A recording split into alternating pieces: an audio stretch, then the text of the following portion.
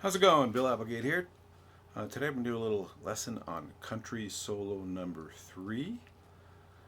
For this solo I'm using a tremolo effect. If you don't have a tremolo, don't worry about it. The solo sounds just as good without it. Speaking of effects, this is one of those effects that can be overused. If I was to play a 4-hour country gig, I would probably not use this on more than one solo, 2 at the very most.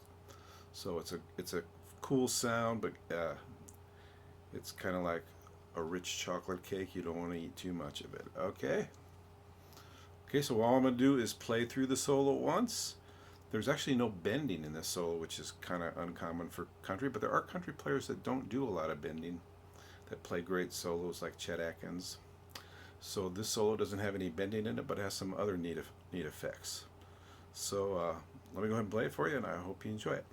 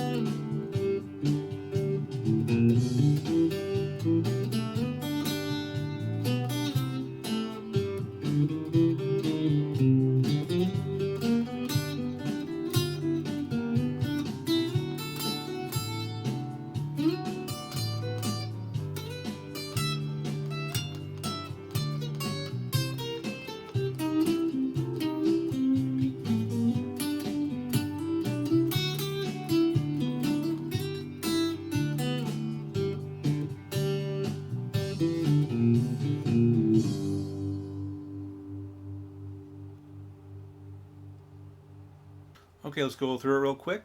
We have a couple nice little hammer-ons here in the first measure. Fifth up to the sixth, back to the fifth, and we have the second up to the third, and back to the second. Now this is a real neat little effect. It kind of sounds like a harp. So what you have to do, it's just a G major scale, right? What you have to do is you have to hold down, you're going to hold down the G, the A, and then play the open B. And on your right hand, you're going to want to use your fingers. Use the pick on the first note. So those 3 notes, you're going to want them kind of to overlap. Then you're going to do the same thing here, C, D, and open E.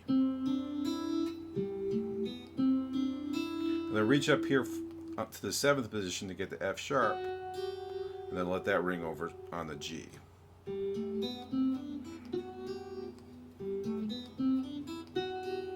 So even though you're just playing a G major scale, it's a nice little effect. Can be a little challenging to get it though. Okay, then we go to just a C chord, just kind of down a half step and back up. Real typical country thing here. Basically walk it down to this C chord. Just a real basic pentatonic scale there, huh? Then a chromatic walk up to the D chord. So on this D chord, I'm kind of doing the same thing I did with that harp sound. I'm kind of letting that D and the E ring into each other. I do kind of not overdo it, so I do kind of cut it off a little bit. So use your own judgment there. See, to me that's a little much.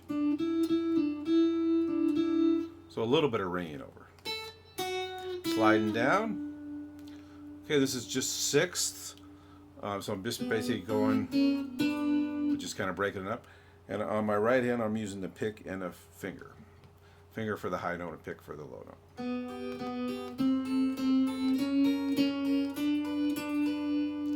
Couldn't be more of a C major pentatonic lick than this.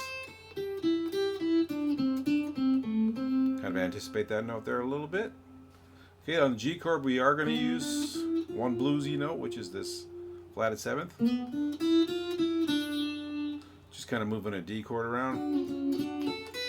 Notice though it is kind of a sequence, at least rhythmically, and a little bit motion wise from the G measure. So those two measures complement each other pretty well, I think. And this is a real typical ending lick. So even though the song does go on, I went ahead and wrote that ending lick there. Okay, and the next part is just totally improvised. All right, there you have it, country solo number 3. It uses some neat hammer-ons and you use that little harp effect.